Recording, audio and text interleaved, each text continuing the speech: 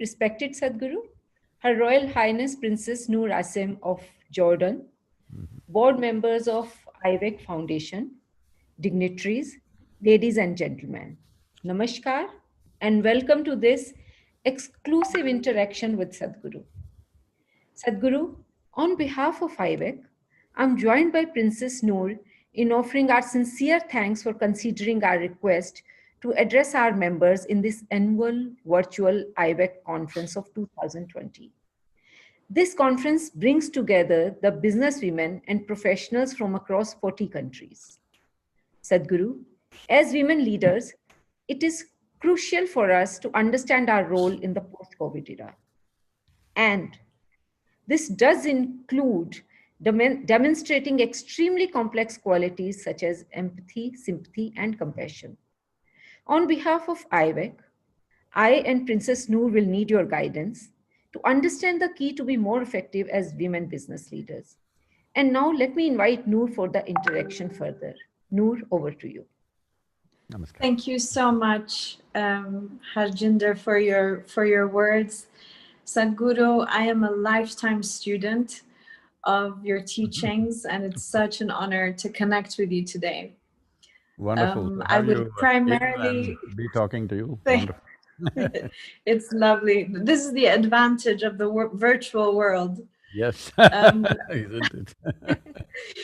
I would like to thank my fellow IWEC members and participants. This is the third year I'm a chairwoman, and honestly, I'm in awe of the growth and learning opportunities that are shared with us.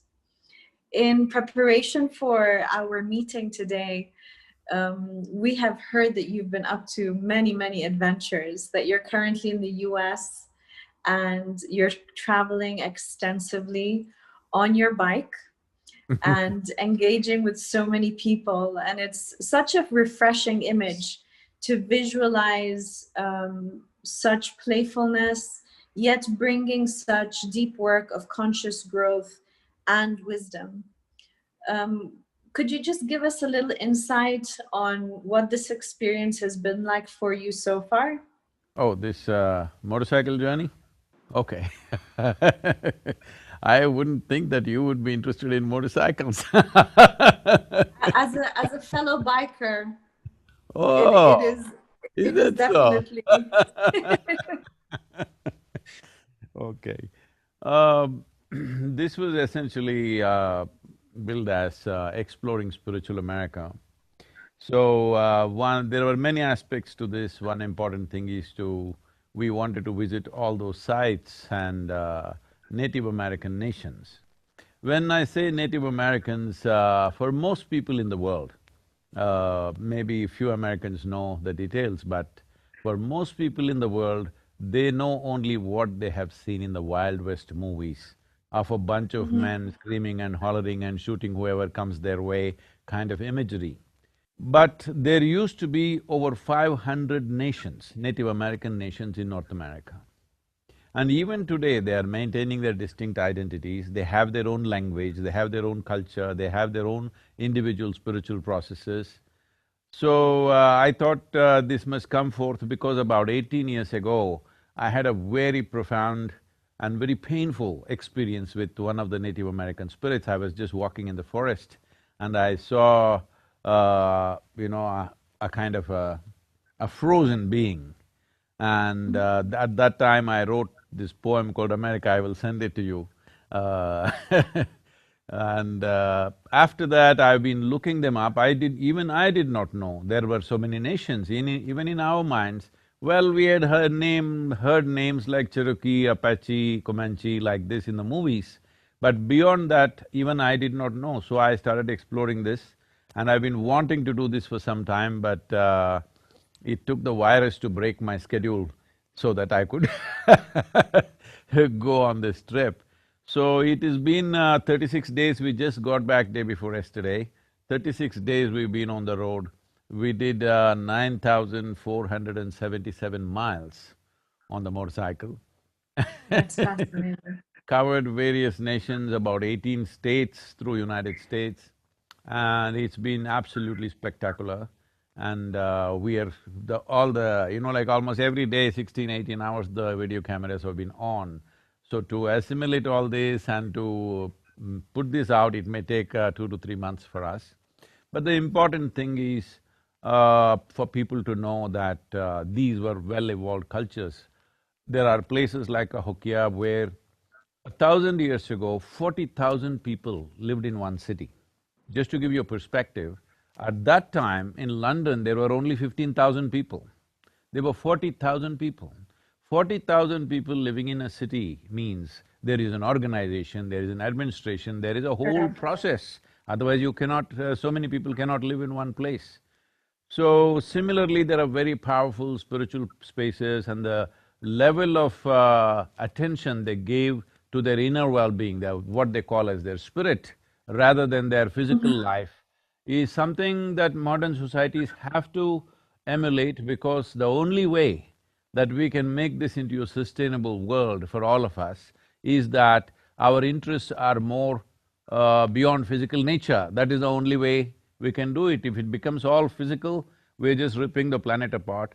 And also coming to that aspect, see, right now, for most people, educated people at least, ecology means it's a textbook, it's an abstract science somewhere. These are the people for whom ecology lived in their hearts. This is what needs to happen for this generation and the next generation.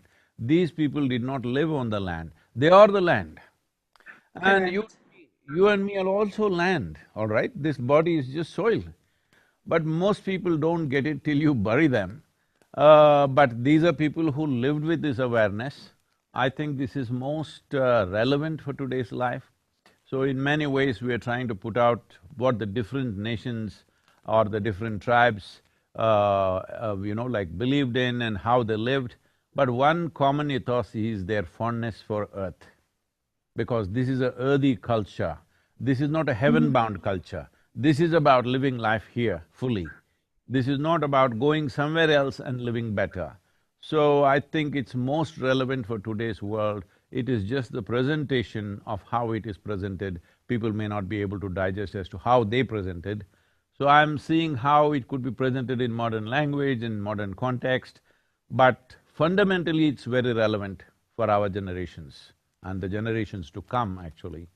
So it's been a spectacular ride in terms of sights, and what we have experienced in the last 36 days is absolutely incredible, and as a biker, you know. It is definitely a wonderful experience, and highlighting what you've just mentioned and echoing your messaging, it is, I believe, the collective experience of the virus that has really stopped and invited people to reflect on the importance of reconnecting with Earth. And in terms of being able to embody qualities such as resilience on such hard times and challenging times, what could you share in terms of practical steps that we can be able to experience right now once we finish our conversation together? You know, how is it that we could very simplistically just have that little step towards getting a bit closer? See, because people have very little experience of living on this earth. The moment these four walls came around us, we have no experience of life. We are living in a cell of our own, where temperature is controlled at whatever temperature we want, and we have no seasons, we have no flowers blossoming, we don't have any experience of life. There is no sunlight, there's no moonlight, everything is, LED or whatever it is. So I'm saying living indoors is one of the main reasons why people have forgotten what is nature. One significant step that everybody must do is, instead of… I'm not against all these things, but I'm just saying, because today, one of the most visited holiday places in the country, in United States, is Vegas. Las Vegas is the most visited one. Next comes Florida. Well, there is Dubai, there is Mumbai, there is these kind of things. This is where people are taking their children. I would Yes. say every week at least one day, if you go out and sleep under the stars, if you go out and make them experience life the way it is, understanding that every other creature who crawls and walks and slides around on this planet have a significant role to play in the making of this earth. Why I'm saying this is, in the last 50 years, 70% of the vertebrate life has been exterminated. 70%. And they are saying by the end of this century, 80% of the insect population could go. If insect population goes, we cannot grow anything, our lives will go.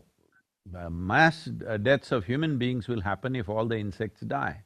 Every day we are slaughtering over 200 million animals, okay? We don't need that much for food. We're just slaughtering them because everything is done in excess. Because we are not seeing other life as life. We are thinking only if it's in the human form, it's life. Rest is not life and they have no right to live. Unfortunately, such lessons have been taught to people in certain cultures that every other life is here to serve you.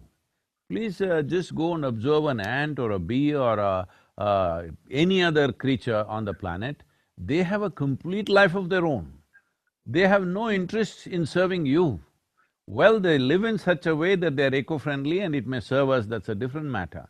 But they have no intention of serving us, they have a full-fledged life of their own. I've spent enormous amount of time in the jungles in India, in the, in rainforests in India.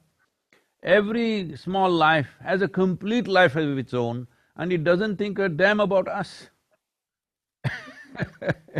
But we are thinking we are the center of the universe, which has caused too much damage. I think being exposed to nature, the next generation of people, if they're little more exposed to nature, if we build homes, at least where a part of it is open, open to sky, it's very important. We are promoting this everywhere in India now, and all old designs of homes used to be like this. A part of the house used to be open to sky. It would rain inside. Even today in my house, it rains inside. My daughter who grew up in this house always says that is the most spectacular thing, that inside the house there used to be pouring monsoon rains, because children need to experience this. Just living in four walls is completely destroying our idea and our sensibility towards earth and other life. Thank you so much. Harjinder, I believe you'd like to step in. Thank you, Noor. Sadhguru, a Ducati riding guru is a rare sight. Besides riding a Ducati, you also drive luxury cars, you fly choppers, you play golf, you are a football fan, you are perhaps the most stylish mystic. We often are confused, because we intertwine spirituality and minimalistic life. How do you define spirituality? Anyway, let me correct this, I don't like luxury cars, I like cars or any machine that works well. Because a mystic means he is a mechanic who understands the mechanics of life. Well, isn't this true that this mechanism, which we call as human mechanism, is the most sophisticated, complex machine which works very smoothly, it organizes itself, it creates itself, and it maintains itself all the time unless you do something nasty with it. So I'm interested in anything that works seamlessly. Luxury cars, no, I never drove any of them. But about these things, you mentioned motorcycle and a helicopter and this and that and golf, whatever. Well, I do many more things that people may not be aware of. I would like to do almost everything if I had the time. But the important reason why this is necessary and why we are even putting out some of the personal aspects of my life outside is because people's understanding of spirituality right now is, if you eat badly, dress badly and live badly, you must be spiritual. So no wonder nobody wants to be spiritual. Spiritual means it happened 1,000 years ago. I must tell you this, I was in Chennai and I had to go into a conference and normally I drive myself because I don't like the way most people drive. So I drove into this conference and there were some journalists and they asked, in ancient times yogis used to walk, how come you drive your own car? I said in ancient times, you fool, everybody used to walk. Not only yogis, everybody was walking, so yogis also were walking. Today everybody is driving, so yogis also driving. If I come walking all the way from Coimbatore to United States, you will say I'm a bloody fool, isn't it? Hello? So, the problem of… especially when you come from India, there has never been such an imagery. It is only in the calendar images now that this has happened. This frugalness of spiritual people has happened post-British era, not before. For example, the greatest spiritual teaching that you have in India, or the most popular teaching that you have in India, is the Bhagavad Gita. Look at the way Krishna is dressed, and he is riding whatever that brand was, I don't know if it is BMW or a Ducati. You always call him Parthasarathi, that means he was a great driver. Hello? Yes, isn't it? He is driving for the warrior because he is the best driver available.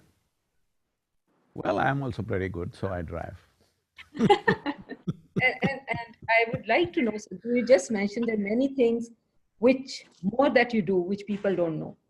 Can you just tell us what are few of those things? I cook, I paint, I make carpentry, I do many things like this. Noor and I are coming soon to you to have the food, I'm sorry? which is, let's say, I said Noor and I are coming soon, Sadhguru, if you allow us to come and to Oh, have the food. if you eat my cooking, then you will get enslaved to me, don't do that. You're most Noor, welcome. Thank you. Picking up on the whole imagery or the interpretation of spirituality, we're so influenced by conditioning through our upbringing, through society, the labeling, the judgment. What are the steps for us to be taking or to be reflecting on? And I would primarily love to focus on the youth as well, not only on our current work, not only on today. What would be the steps for us to start peeling those layers and really heightening consciousness? As you mentioned previously, obviously those four walls, let's break them, connecting more to nature. I'm very interested in understanding better. So how do we peel those? How do we bring awareness to that, okay, you're a mystic, so this is who you are, that's how you need to live, and it happens very much with everything else in what we've created as human beings. Now that you use the word peel twice, so let me hang on to that word. Yes. Yes, in a way, peeling is what is needed. If you want to see, you must peel your eyes. Very simple. If you have your eyelids down, you can't see. Similarly, if you want to see anything, you need to peel because this is the nature of our vision. Unless something is opened, we can't see it. When it comes to the individual human being, we cannot open this body because if you break it, you can't fix it. So what is physical, you don't have to open because what is peeling in physicality is just a question of creating distance. See, this is a fact that you and me as we sit here, well, I have a body, you have a body. This body, we were not born like this. We were born only like this and we became like this. We became like this by the food that we consume.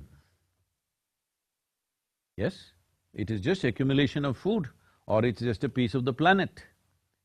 As I said earlier, most people don't understand that the soil that we walk upon and the body that we carry are not different.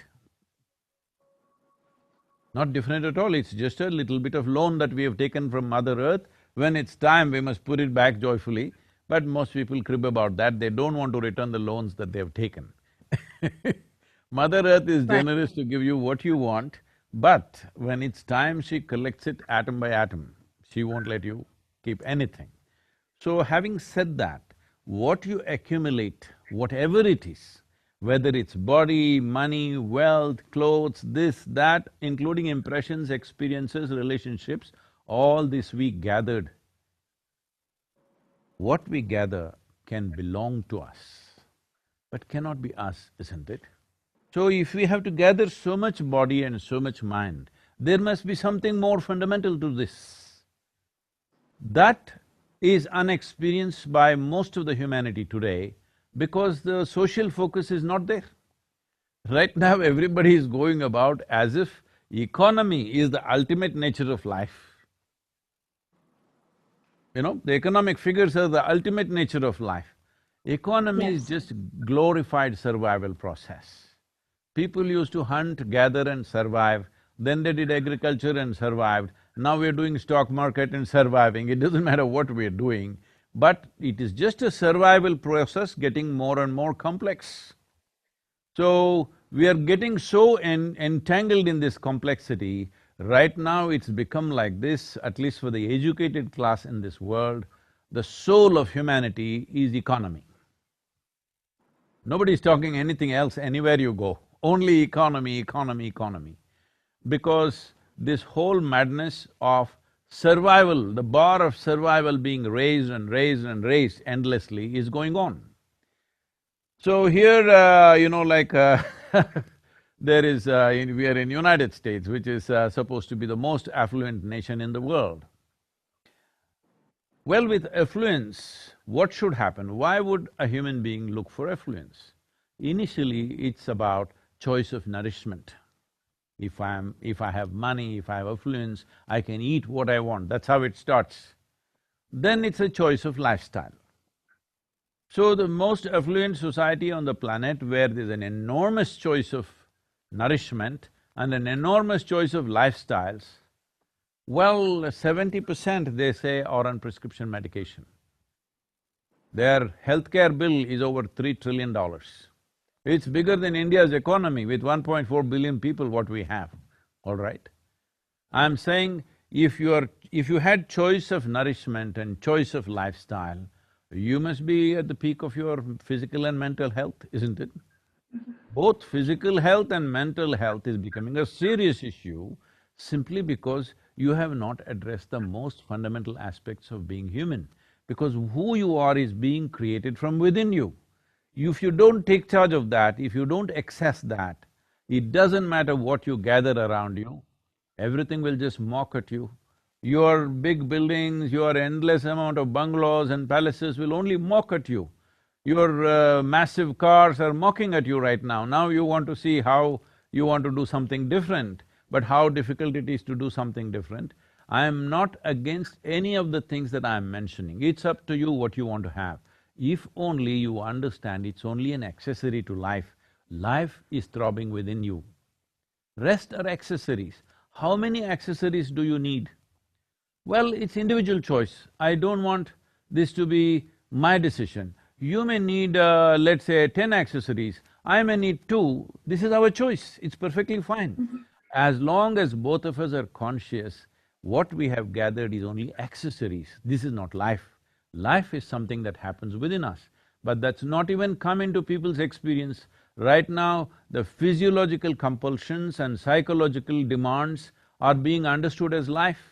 What you think and feel is not your life, it's just your psychological drama. You can think whatever you want, yes? But unfortunately, most people can't think whatever they want. They're structured as to how to think. And all the human suffering is coming from this. See, there are only 2 kinds of sufferings: physical suffering, mental suffering. Is there any other suffering in a human life? Only these 2. So the simplest thing, because you talked about peeling, the entire system of yoga, the entire spiritual process, if it is scientifically handled, is just this. Right now we have what is called as inner engineering. The basic practice is this: if you sit here, your body is here, your mind is out there, what is you is little away from you. These 2 things. Once there is a space between you and your body, once there is a space between you and your mind, this is the end of suffering. Because these are the only 2 things where you suffer. You also suffer these things not because body is suffering, not because mind is suffering, simply because you have been given a very sophisticated mechanism, but you don't bother to read the user's manual. That's why you're suffering. You don't know how to handle it. human beings are suffering their own intelligence, isn't it? Most human beings are only suffering their intelligence. Very few places have war zones, famines, this, that. They're unfortunate situations which need to be fixed. But most of the human beings are suffering their own intelligence.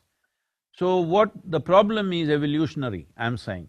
If you gave them the brain of an earthworm, they would all be peaceful. They would be very peaceful, I'm saying. So right now people are going about propagating peace is the ultimate goal of life. I'm asking you, how do I address you? Highness? Noor. Excellency? Huh? Noor is fine. Noor is fine. So I'm asking you, if you are not even peaceful, can you enjoy the meal that you eat? No. Can you enjoy a handful of people around you if you are not peaceful? Your dear ones, your children, your spouse, whoever else is around you who are most dear to you, even they become horrible when you are not peaceful, isn't it? True. When you are experiencing a certain turmoil, do you see all of them become horrible? Not that they are behaving horribly, I'm saying in your experience, everybody becomes an irritant, isn't it? Only when you are peaceful, you can look at them and enjoy them, you can eat what you eat and you enjoy them, you can enjoy this space in your home or wherever you are, you can enjoy that, only if you're peaceful. So I'm asking, is peace the most fundamental requirement within us, or is this the ultimate goal of life that you want to do in heaven? Unfortunately, this whole thing has been turned upside down by non-practicing or what to say, very enterprising spirituality, where there is no inner experience, they just read two books and then they all become spiritual teachers all over the world, and they've messed up human mind in such a bad way, that now people are saying suffering is an inevitable part of human life. I am asking you, is it your choice right now, this moment, Noor, this moment, is it your choice to sit here joyfully or cause some misery to yourself? Is it your choice or no? Definitely. So, it is your choice, this moment means it's your choice every moment of your life, because your entire life happens in this moment, isn't it? Sure. You never experienced an yesterday or a tomorrow, but people suffer what happened 10 years ago, they still suffer. What may happen day after tomorrow, they already suffer. This means they're suffering human faculties, they are not suffering life. A vivid sense of memory and a fantastic sense of imagination is what makes us very different from every other creature on this planet. The richness of human life is only because we have such a vivid sense of memory and we have a fantastic imagination. But this is what 99% of the human beings are suffering. They're suffering their memory and their imagination.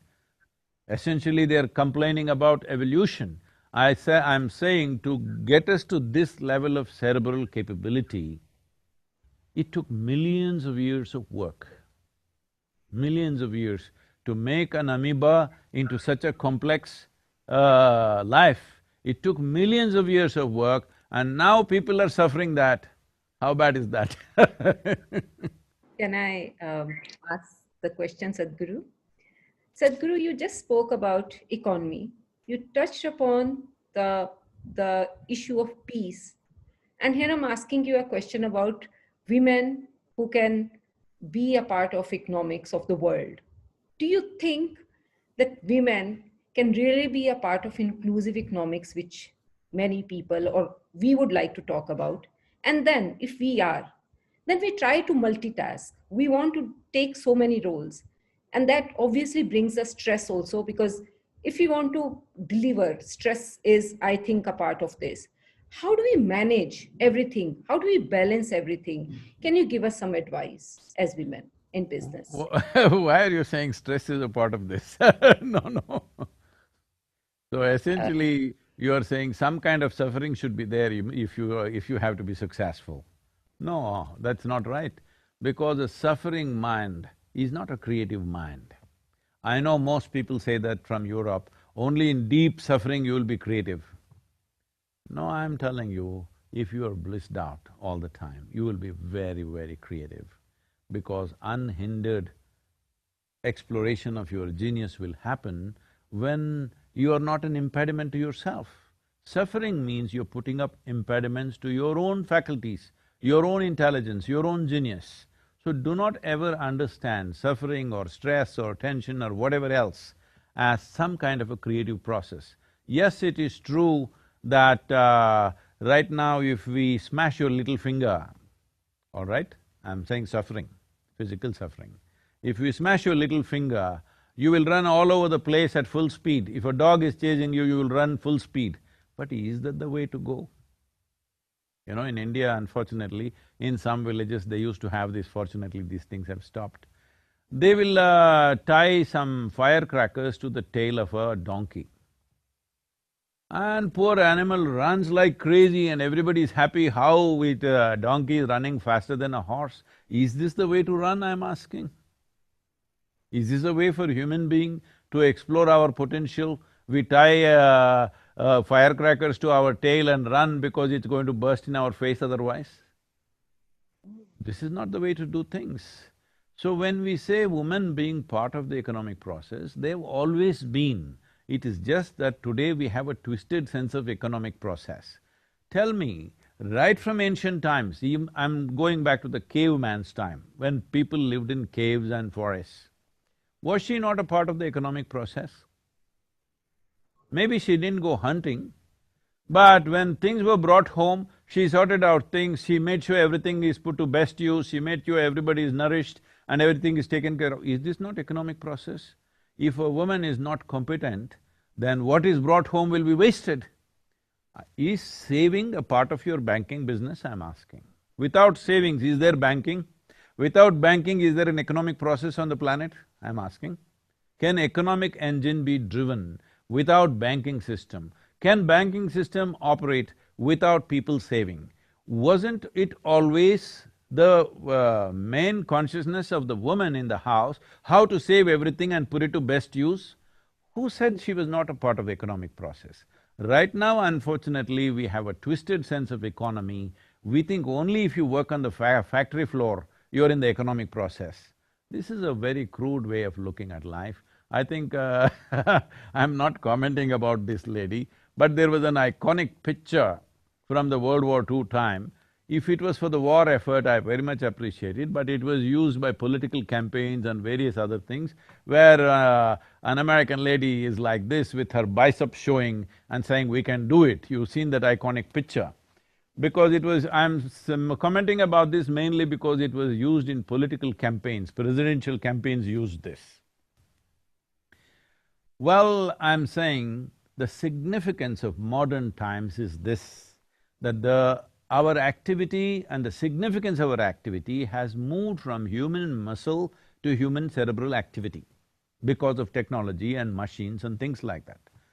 From brawn to brain, this is the most important thing in the uplifting of a woman, because now the man's muscle, which ran the world at one time, anything that was needed, you needed man's muscle. So naturally, he was the dominant force in a given society, or at least we see it from outside that way, but it was not so even in those societies.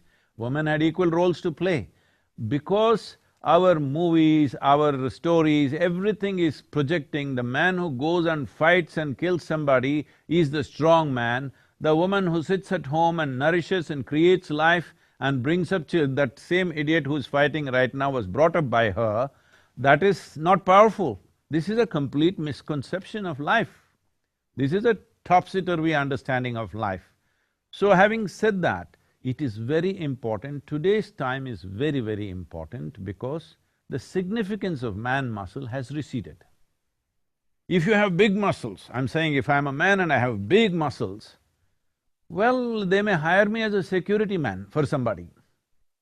They won't make me the boss of the place.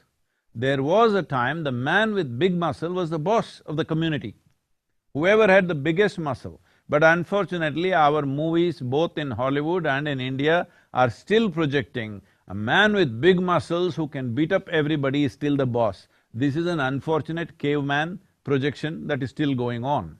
It's very important that muscles are not the important force. Now there are machines where if you put 1,000,000 men, they are not a match for a single machine. So we have created machines, technology has come, now it is a question of intelligence and competence. So I don't think, if you ask me, I know a lot of women may react to this, but I'm clearly saying this. Let me repeat this, I've said this before, but I'm clearly saying this. There is no need for women to fight for equality. All they have to do is, education is available. In most nations, at least by law, they're equal. Socially, they may not be yet, but by law, there is equality. Now all they have to do is, more and more girls should be educated, should become competent. Today it's happening in India big time. More girls are passing out of high school than boys. More girls are there in… I went to some technological institutes, technical institutes, there are more girls than boys. Not literature or commerce or something. In engineering schools, there are more girls. More girls are earning PhDs than boys are earning. This is all. If you do this for another 15, 20 years, it'll be a level playing field. Instead of just creating unnecessary rancor, unnecessary resistance where from the other side also ugly things will happen, this is all that has to be done, because empowerment is the way to go forward, not a fight, not showing your muscle, because even a man's muscle is meaningless, why is a woman's muscle so important now? I love what you just highlighted in that sense. Before coming to today's engagement, my 13-year-old daughter was asking me, could I ask a question? I'm like, sure. So this is from her picking up on this whole male-female that she is influenced by, given society and the narrative that has been played. And she said, I am curious to know if there was one advice for the youth today, what would it be? See, gender is a personal thing. Mm-hmm. I'm sorry, I'm putting it in a very basic way. Please. What is in somebody's pants is not my business or your business. It is only relevant in a few places like bathrooms and bedrooms and somewhere.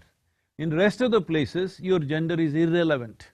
It's a question of your competence, what you can do, what you cannot do, what you're capable of, what you're not capable of. We need to bring the world to this place that what kind of body you have is not my business. Mm-hmm. Only in bodily relationships it matters. In rest of the time, it's not my business. For this, women also should think this way, but right now, it is… I don't know, it's a complete… man's dream is being played out by the women, Yes. because, like yesterday I was… somebody… because I was supposed to talk to some musician, and I said, okay, let me hear something, so they played a video. I'm sorry I'm using such words, but I'm saying because it pains me that women are being projected like this. And a musician is on stage in underpants. I said, why are musicians in underpants? They said, Sadhguru, only that sells. I said, what is this? So this is horrible exploitation of the woman, and women are cooperating in this. She can wear what she wants, it's not my business. But if she's wearing that only because that's what sells, that is not right in the society. It's her choice what she wants to wear, but it's not her choice. Somebody else is determining her choice, which is not choice at all. So, this is important both for young boys and girls, they need to come up with this, that your body is your business, all right? It is not something that everybody needs to be involved with your body on the street. Everybody need not be involved with your body. People need to be involved with your intelligence, people need to be involved with your competence, people need to recognize your genius. Everybody on the street need not be involved with your body. Body has its purposes, body has its beauty, body has its nature, that is in a different way. I am not trying to say what should be the dress code. No, I'm saying a man should not decide a woman's dress code, that's all I'm saying. Right now it looks like It's man's perversion which is deciding a woman's dress code. This needs to change if women have to be free. So this is why I'm saying, as from man's muscle it is moving to a cerebral nature of activity, similarly from a woman's flesh it has to move to a cerebral nature of activity. So right now this may sound like an absurd thing, no, no, this is how women are. No, no, this is how man has expected woman to be. This is not how women are. I know enough women in my life, all around me, to clearly know that this is not how they are, but they think this is what is expected out of them. Is that a superwoman syndrome, Sadhguru, that you call this? I'm sorry? Is this a superwoman syndrome that they define this as, where women just want to project themselves in a certain way? No, I'm saying this is a sure way to destroy the beauty of feminine in the world, because right now you understand masculine as the ideal of success. If you want to succeed, you have to be like a man, you have to show your muscle. This must go, because this whole thing is coming from this is a consequence of, in one way, that economic engine drives everything in the world. When economy is the only thing that matters, everything is a marketplace. Everything is about…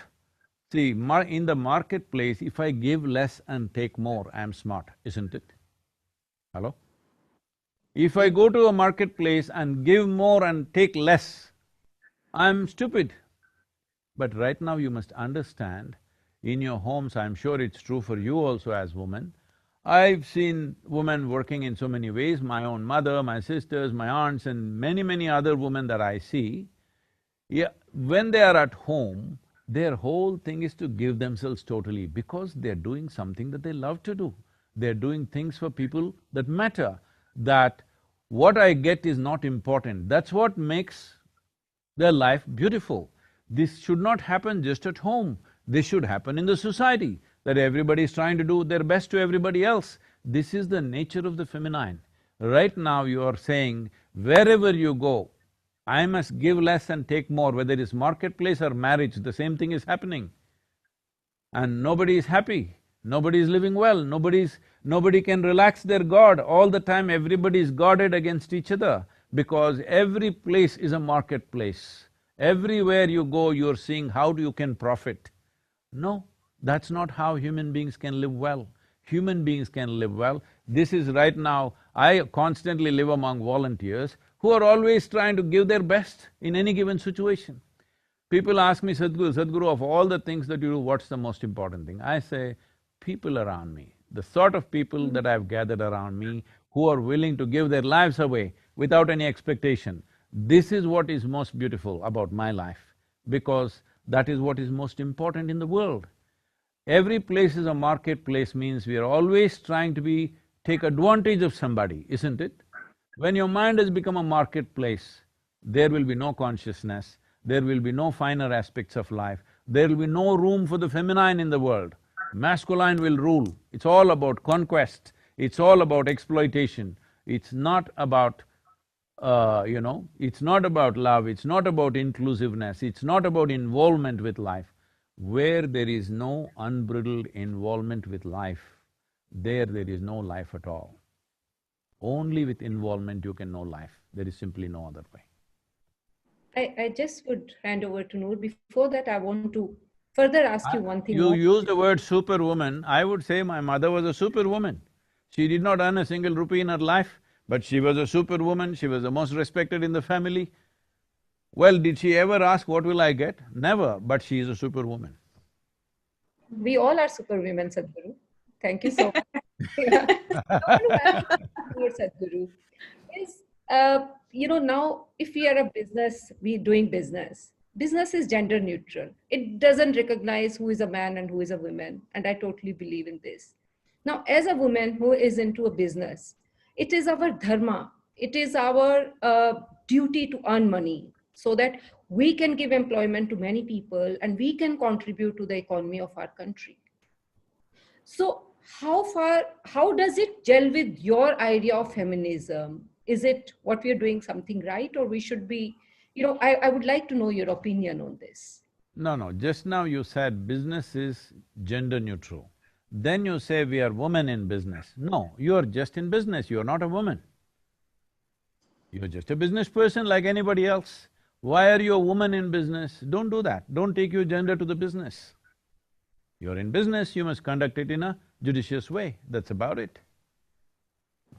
It's how probably society looks at it, and we need to correct this. Thank you so much for telling this to us. Over to you, Noor. It's so fascinating to hear all these concepts. And my question would be, where do we start in terms of shifting such paradigms and such mental models that are so ingrained in our experience as human beings? Would it be targeting educational institutions? Would it be in the home, a combination of the two? How do we manifest? How do we bring this to life, other than having these deep conversations and awakening a different perspective in humans? See, if it happens within us, essentially if the transformation or change happens within us, it will naturally manifest at home, at school, at workplaces, in the society, everywhere it will naturally manifest. So this is the fundamental thing that I would like to point out. But we are always trying to change the home, we are trying to change the school, we are trying to change the workplace, we are trying to change the social situation. No. What needs to change is within us. If this one changes, if we are at home, we will make sure the home is different. If we are at school, we'll make sure the school is different. If you're in a workplace, you'll make sure the workplace is different. So, right now, this may look like a faraway thing, but just look back and see, 25 years ago, across the world, not just in any one place, where was, I mean to say, in terms of work, in terms of recognition of competence, in terms of educational qualifications, where was a woman 25 years ago and where is she today? Most people wouldn't imagine, isn't it? Isn't it so? In most societies, most people could not imagine that this will happen. So I'm telling you right now, the only thing that was tilted against her were, one thing is the man's muscle. He's got stronger, bigger muscles for survival. Another thing is childbearing, which took a major part of her life at one time. Because to have 2, 3 children survive, she had to deliver 7, 8 children, which kept her whole life busy. But right now, infant mortality rate has gone down significantly across the world. If you have 2 children, most probably both of them will survive, I'm saying. Those days are gone where you had to bear 8 children for 2 to survive, which used to be the way in the past. So, this man's muscle and childbearing, both of them have been neutralized now. Once this is done, you should not think in terms of gender. You should just think in terms of human competence. It is important for us to understand men and women are same species. But right now, a whole lot of people are campaigning as if they're separate species. No, it's one species, one way or the other, either loving or hating, they have to live together, all right? The choice is this, but the nature of the feminine is not of conquest. The nature of the see, when I say feminine, I'm not talking only about women. Masculine, feminine are 2 different qualities in nature. Well, when feminine dominates, we call somebody a female, when masculine dominates, we call somebody a male. But it need not be determined by one's gender. The feminine as a quality, if it does not play equal role, 50% role in everything that we create in this world, then we will have a very skewed life. We will have dominance, but we will have no joy, we have no love, we have no inclusiveness, we have no play of life happening, because right now this is what is happening. The most successful people I see are the most stressed and miserable people on the planet. Well, success is the sweetest thing in human life, isn't it? Doesn't matter what we are doing, we want to be successful, whether the act is simple or complex, we want to be successful. Now, successful people are sending out a message to everybody, success is the source of suffering. This is not right. This is happening because too much of masculine nature, not enough feminine nature. There is no inclusiveness, there is no joy, there is no laughter in a workplace. Everybody is dead serious, like it's the… it looks like doomsday if you go and look at the offices. It It does. looks like today is a doomsday. Everybody is dead serious because somebody has told them, only if you're serious, you will work well. No, only if you're joyful, you will work well. Only if you do something with great joy will the best of your intelligence and competence find expression, isn't it? So the feminine has to come. Just women coming into the office is not good enough. Feminine has to play an equal role. Otherwise, you will have a skewed society which will have everything but will have nothing. This is how, unfortunately, Western societies have become. Everything is there, but everybody feels desperate all the time. This desperation is essentially absence of feminine in the social structure, in the workplace, and even at home. Everybody is trying to be like this. See, it is not in the nature of the woman to do this, all right? But they're all doing that because… because somewhere our definition of success has become masculine. This has to go. I would like everybody to appreciate my mother who never went out to any office and worked, my mother who never earned a single dime in her life, is a super successful woman in her life. For sure. That's beautifully You got said. me? I got you.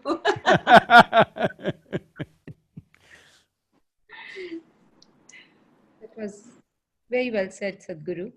I would like to ask you, you said yoga is the ultimate expression of life. Could you tell us more about your love with yoga and why did you say this, that yoga is ultimate expression of life? I'm not in love with yoga. I am yoga in a way, because the word yoga means union. Well, we've been talking masculine, feminine. If we have to talk in those terms, if these two things unite, this is yoga. If what you think is you and me, this is your idea, you understand? If both of us are buried, or let's say me and somebody else is buried, not you, both of us become soil, we are in union only, isn't it? Right now we are breathing, wherever you are, in whichever part of the world you are, you're breathing. You're also breathing from the same atmospheric bubble and I am also breathing from the same atmospheric bubble. Maybe my exhalation will touch your inhalation any moment. Just about the strength of the winds will decide how long it'll take. So I'm saying the whole existence is anyway in union. As a human being, you popped up on this planet. You're just a pop-up. Like, in the computer there are pop-ups. You're just a pop-up and you will pop out. Just because you can prance around on the earth, suddenly you think you're different. Suppose you were made like a tree, that is, you were rooted in the earth, you would clearly know you're part of the earth. Because you're allowed mobility, suddenly you got a fancy idea that you are something other than the earth, isn't it? So, life is anyway in union. The whole cosmos is anyway in union. When you experience that, we say you're in yoga.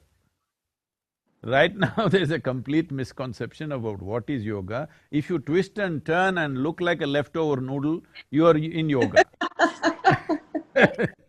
Wonderfully explained, Sadhguru. I've So, never it had… is a question of union.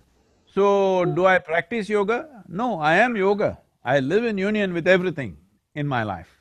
And every human being has to live like this. If you are in one with everything, does somebody have to tell you, don't kill this person, don't rob this person, don't harm this person? Do you need teachings and commandments to tell you what you should not do? If for one moment, as you're sitting there and I'm here, if you experience me as a part of yourself, does somebody has to tell you, be nice to Sadhguru? Is it necessary? I'm asking. So all moralities, all ethics, all values, all commandments are simply because we have forsaken our humanity. The fundamental nature of our existence is this, I must tell you this, Where in 1998, when some UN agencies came and made a prediction that 60% of Tamil Nadu will become a desert by 2025, I didn't like this prediction, I looked around, then I saw it is definitely happening. Then I saw what is the thing to do. That day, the green cover in Tamil Nadu was 16.5%.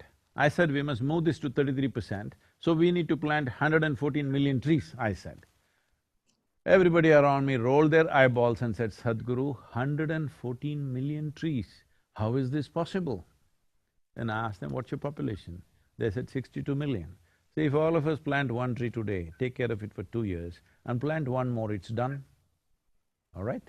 Even a beggar on the street can plant one tree. Actually, as a symbolic thing for this Kaveri calling movement that we are doing, which is 42 rupees per tree, beggars in Chennai have actually contributed for planting of the trees, because I wanted to prove that even a beggar can do it. You don't have to be a rich man to do it, everybody can do this, all right? The question is only, we are not experiencing that oneness. So how to do this when they said, I said, I spent 6 years planting trees in people's heads, which is the harshest terrain usually.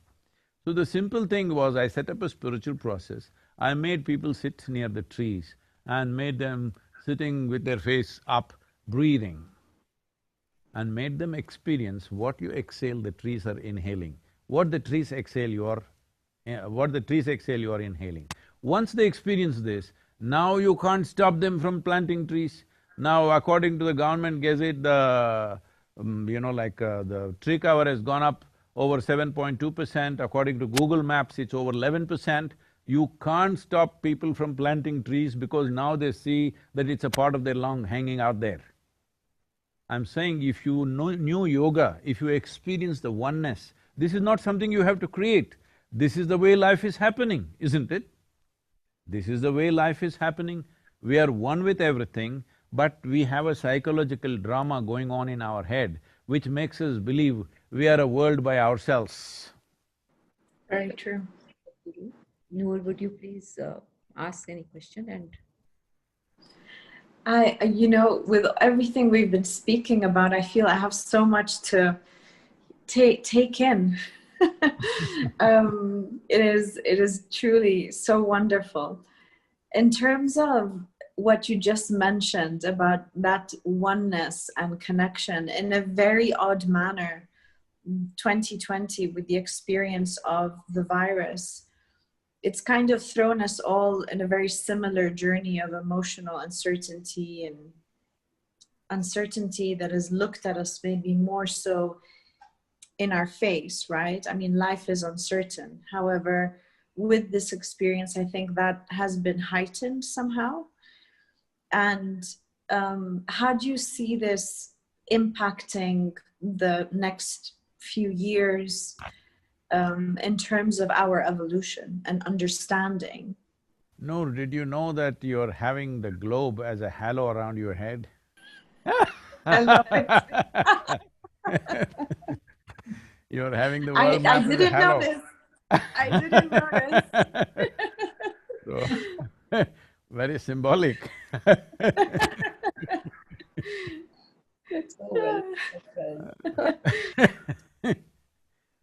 So, the thing is about the pandemic. See, it's very simple.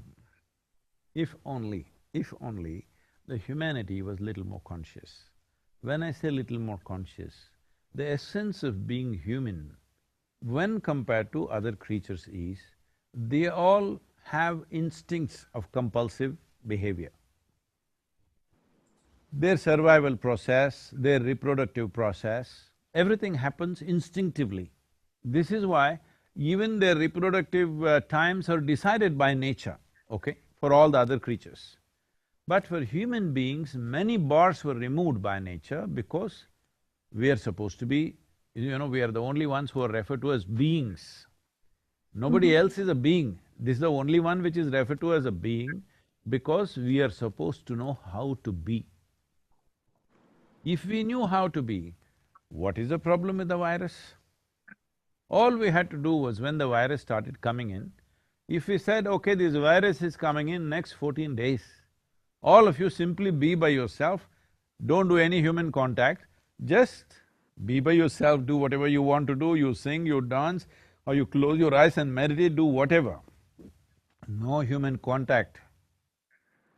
If we were conscious beings, effortlessly we could have done that. That's the end of pandemic, isn't it? But just see how difficult it is. When pandemic is on full scale, people are dying around you, people say, I want to have a haircut. I didn't know haircut was such a compulsive thing, you know, I haven't had one in all my life now. I'm saying, people are saying, I want to have my haircut, I can't live without my haircut. So, I'm saying we have become so compulsive, far more compulsive than other creatures actually, unfortunately. This is forsaking our humanity, because humanity comes into play only when we are able to consciously choose what to do and how to be. Once we give up our conscious choice of right now how to be, then we are no more human beings. We've just gone back in evolutionary scale. So this is all that needs to happen. It's not just for this pandemic. Whatever else may happen to this planet, all right? Whatever else may come our way, because what the world throws at you is not your choice.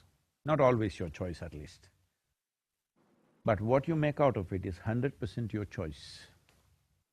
So this is all we have to do, that we must become more conscious human beings, and we can be called human beings only if we can handle our requirements in a conscious manner.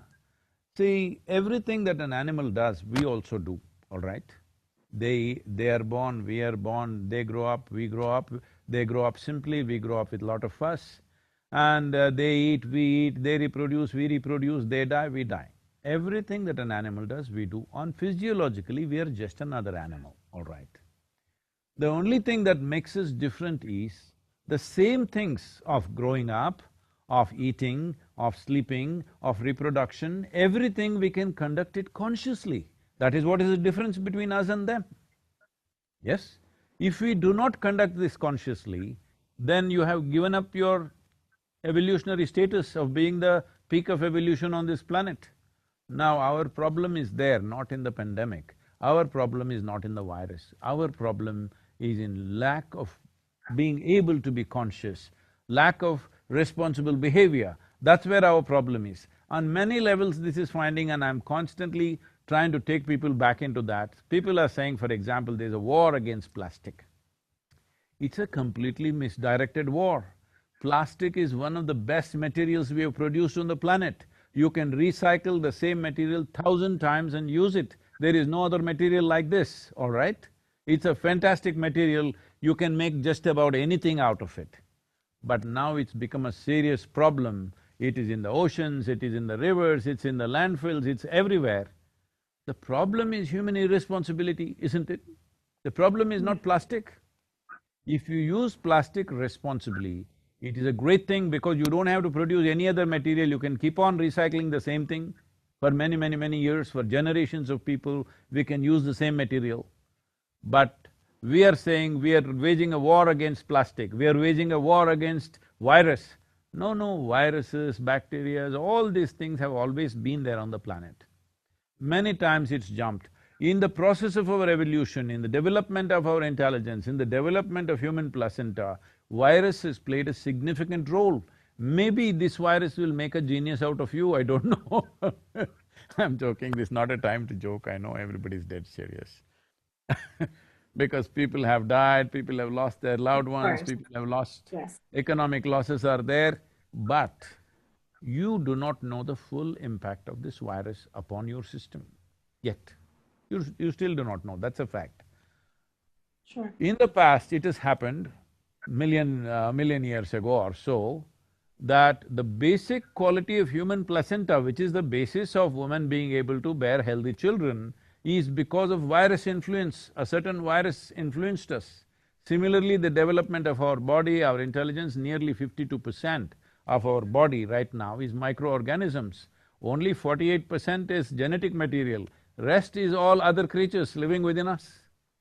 So, The problem is not of the virus. Virus has always been there on the planet. Maybe they were in the bats, maybe they were in the pangolins, right now they chose us. But the problem is just that human beings are behaving in unconscious and compulsive ways. That is the problem. If we just consciously sit aside for one fortnight, it's a done thing. Yes. But can you get the human society to do that right now? That is the mystery. You are the Noor, you must throw light on us.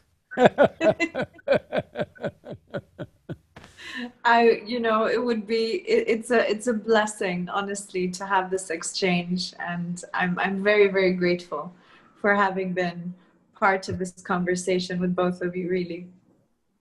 Harjinder, please. Thank you. Sadhguru, I can't thank you enough for such insightful thoughts that you gave us today. As always, the session was an eye-opener. I'm sure our viewers will agree that we'll go back to introspecting and connecting with our inner self, trying to find balance in our thoughts and action. I will thank everyone who is there with us today. Thank you so much for spending your time with us. And I also would like to thank Noor on behalf of IWEC, on behalf of myself, to be there as part of this session. Namaskar, Sadhguru. Thank you so much. Please come and visit us either in Coimbatore or in Tennessee. We have a beautiful place out here. You're in United States, Noor, is it? I'm in Jordan. Oh, you're in Jordan, okay.